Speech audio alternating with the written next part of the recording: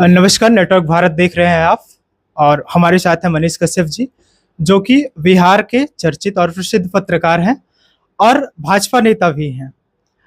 आज हम इनसे बातचीत करके जानने का प्रयास करते हैं बिहार के विकास को किस तरह से देखते हैं, क्योंकि बिहार में राजनीतिक उठापटक और बिहार की राजनीति जो है वो बहुत ही हो हल्ले वाली रहती है।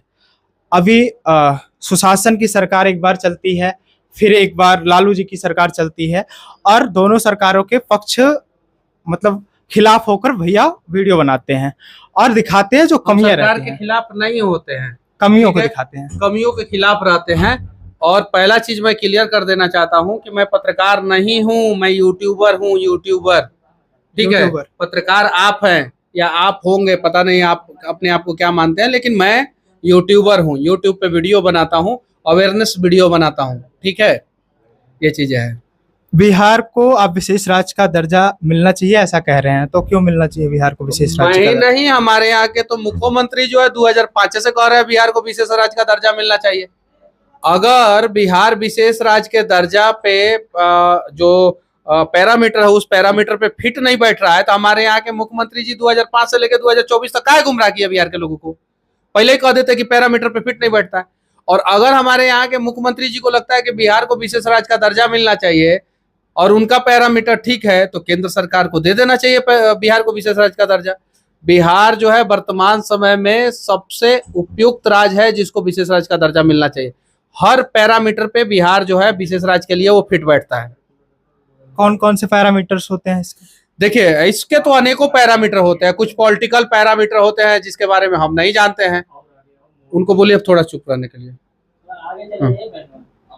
ये चीज है। बहुत सारा पैरामीटर है।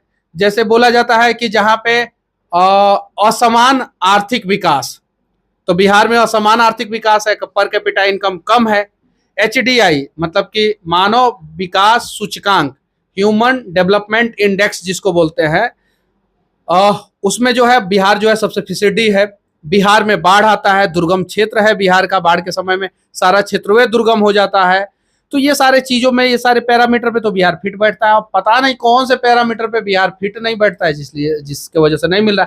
अगर बिहार को विशेष राज्य का दर्जा आप नहीं दे सकते हैं तो विशेष पैकेज दीजिए, विशेष आर्थिक पैकेज, और उस आर्थिक पैकेज को फिक्स कीजिए।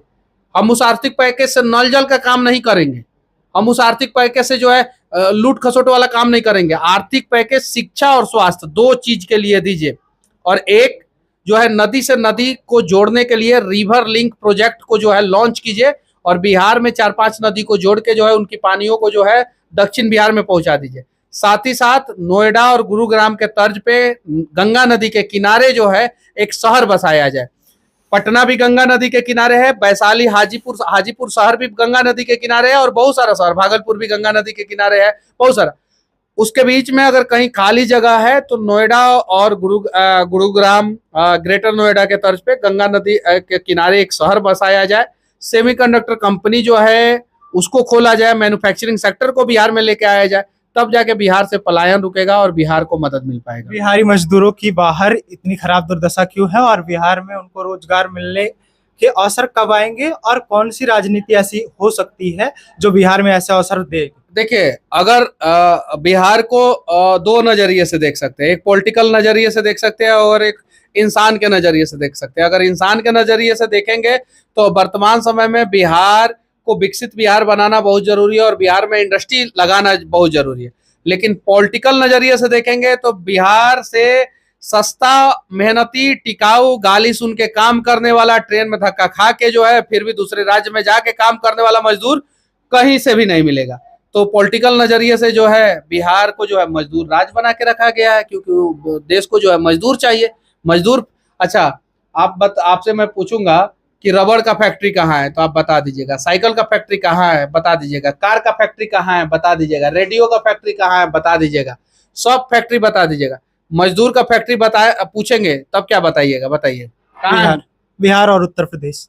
उत्तर प्रदेश में तो भाई विकास हुआ है, आपको नहीं दिख रहा होगा, तो भाई आप अपना जाइए इलाज उलाज कराइए कहीं। गोरखनाथ बाबा के द्वारा जो है बहुत बढ़िया अस्पताल चलता है, वहां पे जाके आप अपना मोतियाबिंद का इलाज करा लीजिए, ठीक है। उत्तर प्रदेश में विकास हुआ है, 33 लाख करोड़ रुपया का इन्वेस्टमेंट हुआ है उत्तर प्रदेश में जब योगी जी ने बिजनेस सबमिट किया था। तो पता है आपको 33 लाख पता करोड़ है, रुपया लेकिन कितना जीरो होता है? जीरो मैंने कभी गिना नहीं। देखिए, बहुत सारे लेकिन सवालों का जवाब मैं भी नहीं दे सकता, आप भी नहीं दे सकते। इसका मतलब ये नहीं कि मैं आपको इंसल्ट कर रहा हूं। मुझे भी नहीं पता है 33 लाख करोड़ में कितना जीरो होता है, ये बात सत्य है। मुझसे भी पूछिएगा तो मैं नहीं बताऊंगा, लेकिन वो बहुत बड़ा अमाउंट होता है, ये चीजें समझिए। और उत्तर प्रदेश, तो पूरे भारत में सबसे ज्यादा एक्सप्रेसवे कहाँ है? उत्तर प्रदेश में विकास नहीं हुआ है, कैसे नहीं तो दिख गडकरी रहा जी है? का मंत्रालय तो करता ही है। हाँ। और सारे मंत्रालय जो है लीपापोती करते हाँ, हैं। हाँ, और सारे मंत्रालय भ्रष्ट हैं। हाँ, जब विकास के लिए पैसे तो आ जाते हाँ। हैं, लेकिन उसमें जो भ्रष्टता होती है हाँ। उसको सही से चरितार्थ नहीं किया जाता। धरती पे विकास आता तो है, नहीं, लेकिन सिर्फ कौन डॉक्यूमेंट्री कौन से डिपार्टमेंट में भ्रष्टाचार हुआ है बताइए, उसको जो है हम भी दिखाएंगे। शिक्षा, स्वास्थ्य हाँ। में सबसे ज्यादा भ्रष्टाचार है हाँ। उत्तर प्रदेश में। हाँ। सड़क के मामले में तो ठीक है। चलिए, शिक्षा और स्वास्थ्य में अगर उत्तर प्रदेश में भ्रष्टाचार है तो योगी जी उस पर कार्रवाई करें और उसको सुधारे, ठीक है। हाँ। बिहार में जो अभी दशा है राजनीति की, आपको क्या लगता है कि आने वाले 25 के चुनाव में आप भी प्रत्याशी होंगे? एकदम बिल्कुल प्रत्याशी होंगे। और आप निर्दलीय लड़ भी चुके हैं विधानसभा का चुनाव? एकदम बिल्कुल लड़ चुके हैं। प्रशांत किशोर जी एक नेता है, उनकी स्थिति को कहाँ देखते हैं? देखिए, प्रशांत किशोर जी से मैं अभी नहीं मिला हूँ, मिलूंगा, उनके बारे में जानूंगा तो उनके बारे में बताऊंगा। अभी नहीं मिला हूँ तो उनके बारे में मैं ज्यादा कुछ नहीं बोल सकता हूँ। लालू जी के बारे में क्या सोचते हैं? जंगल राज का स्थापना उन्होंने बिहार में किया और उनकी सरकार के दौरान ही जो है वो बिहार बर्बाद होना शुरू हुआ। उसके पहले बिहार जो है वो स्वर्णिम युग में था, गोल्डन एरा में था। उसके पहले जो है बिहार का डेवलपमेंट जो है पूरे भारत में जो है ना सबसे अच्छे ढंग से हुआ करता था और बिहार हमेशा टॉप 5 राज्यों में से एक रहता था। नीतीश कुमार जी पलटू, उनको सिर्फ कुर्सी से प्रेम है, कुर्सी के अलावा उनको कुछ नहीं चाहिए। फेविकॉल फेविक्विक लगा के सिर्फ कुर्सी, बस कुर्सी कुर्सी कुर्सी कुर्सी, सुबह शाम कुर्सी, दिन रात कुर्सी। उनके आसपास के लोग जो है वो सिर्फ और सिर्फ नीतीश कुमार जी ज्यादा बड़े पलटू राम है या तेजस्वी जी या और पक्ष के लोग? देखिए, इस पे मैं देख रहा हूँ अगर पलट रहे हैं नीतीश जी भी तो पलट रही बीजेपी भी, हाँ, पलट रही कांग्रेस भी, हाँ, पलट रहे नीतीश की पार्टी भी, अरे लालू जी की पार्टी भी। तो पलटू तो सब है। पलट रहे हैं, सब सब सब सब सब पलटते हैं। देखिए, आप अगर जनता के भलाई के लिए किसी भी पार्टी से गठबंधन करते हैं तो दिक्कत नहीं है, गलत नहीं है। जैसे भाजपा ने पीडीपी से गठबंधन किया था तो बहुत सारे लोगों ने सवाल किया था कि पीडीपी से काहे गठबंधन कर दिया, ई नेचुरल अलायंस है पीडीपी। कश्मीर में आतंकवादियों का मदद करने वाला पार्टी पीडीपी, जैसा कि मीडिया में चलता था या कुछ लोग सवाल करते थे। हम तो देखे नहीं है कि वो आतंकवादी का मदद किया कि किसका मदद किया, लेकिन जो चलता था उस हिसाब से हम बोल रहे हैं। तो पीडीपी से बीजेपी ने गठबंधन किया, लेकिन पीडीपी से बीजेपी ने गठबंधन किया वो राष्ट्र के फायदा के लिए, ताकि बीजेपी को पता चले कि आखिर जो है आतंकवाद का मूलभूत कारण क्या है। तो वो सही है, लेकिन अगर बर्बादी के लिए गठबंधन करते हैं तो वो गलत है। अब जैसे लालू जी का मार के पीठ फरवा दी थी इंदिरा गांधी, पुरवैया या पछिया बिहार चलता है तो लालू जी के देह में अभियो दर्द होता है, ऐसा लोग बोलते हैं। और लालू जी बहुत सारे जगहों पे बोले हैं कि इंदिरा गांधी जो है बहुत मार खिलाई थी हमको, जरूरत पड़ा तो लालू जी जो है कांग्रेस से मिल गए, ये चीज है। लेकिन वहीं अगर कांग्रेस से मिलते बिहार के विकास के लिए तो आज जो है बिहार विकसित राज्य बना होता।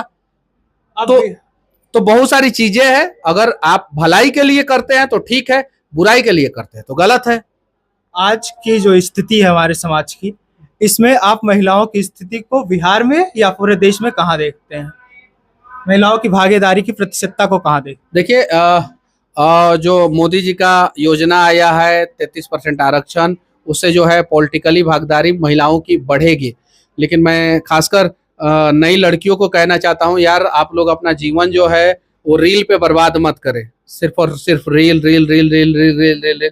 और आजकल पहले मतलब कि देखा जाता था कि गाँव में या इसमें चलता था कि फलानवा की बेटी को तो आज तक हम देखे ही नहीं है।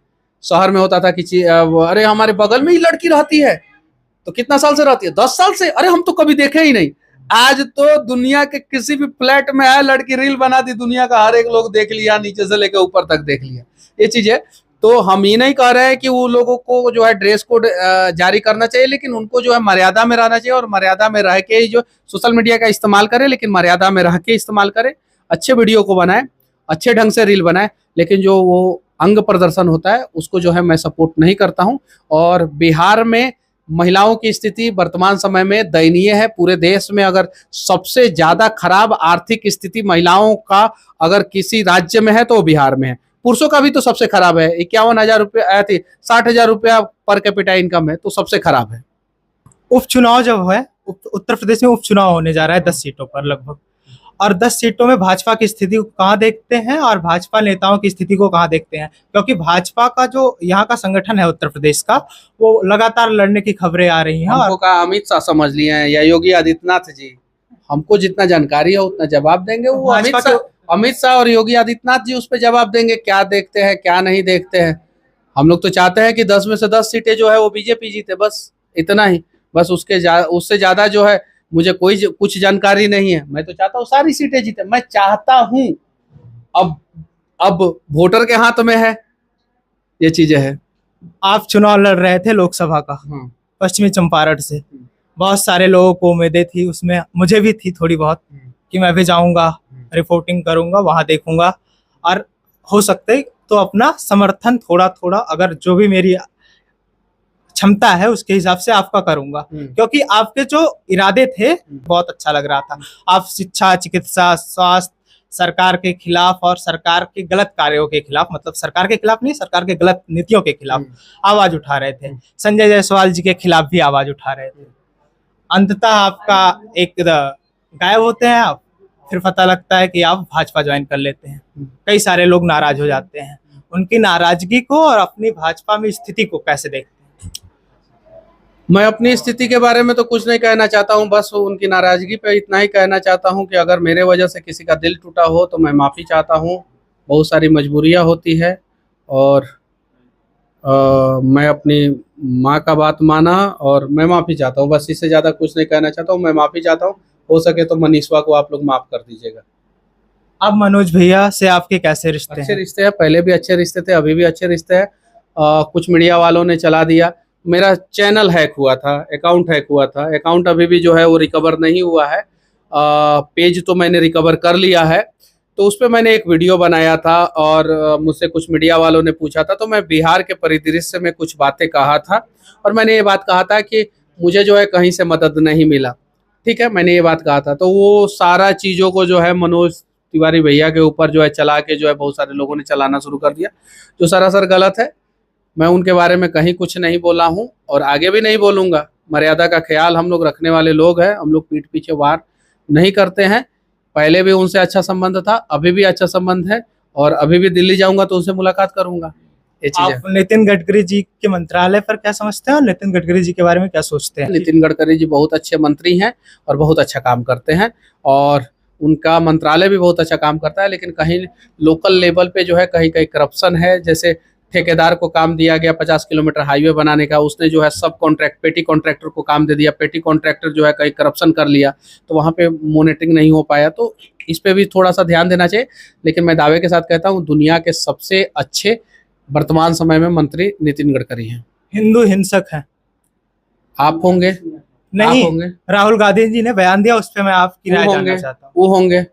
क्यों ऐसा कहा जाता है? हिंदुओं को ऐसा क्यों कहा जाता है? हिंदू हिंसक होते तो जैसे आप मुआ से ही बतवा बोले ना, सर कौन चीज से न जुदा हो जाता आपका, तो क्यों नहीं जुदा होता ऐसे लोगों का? सर क्या है, हम तो हिंसक है ही नहीं, तो नहीं जुदा करेंगे। हम नहीं हिंसक है। हम जो है जो हमारे साथ खिलवाड़ करेगा, देश विरोधी रहेंगे, गद्दार रहेंगे, उनके ऊपर बम गिरा देंगे। और बम किस पे के ऊपर गिराते हैं? हम पाकिस्तानियों के ऊपर गिराते हैं। देश का सबसे अच्छा और लोकप्रिय नेता वर्तमान समय में नरेंद्र मोदी जी, योगी आदित्यनाथ जी, नितिन गडकरी जी, अमित शाह जी। बहुत बहुत धन्यवाद, आप हमारे साथ जुड़े। तो ये थे हमारे साथ मनीष कश्यप जी। और आप इनके बारे में क्या सोचते हैं? ये चुनाव लड़ना चाहते थे, फिर चुनाव नहीं लड़े। अब 25 के चुनाव में इनकी भूमिका बिहार में क्या होगी, इसके विषय में क्या सोचते हैं? और तमाम इनके दावों के बारे में और इनके प्रयासों के बारे में, जो कि भ्रष्टाचार को दिखाने का प्रयास है, उसके विषय में क्या समझते हैं? अपने राय कमेंट बॉक्स में जरूर दें। आप नेटवर्क भारत देख रहे थे, मैं हूं आपके साथ गौरव विनायक। जुड़े रहिए हमारे साथ और देखते रहिए।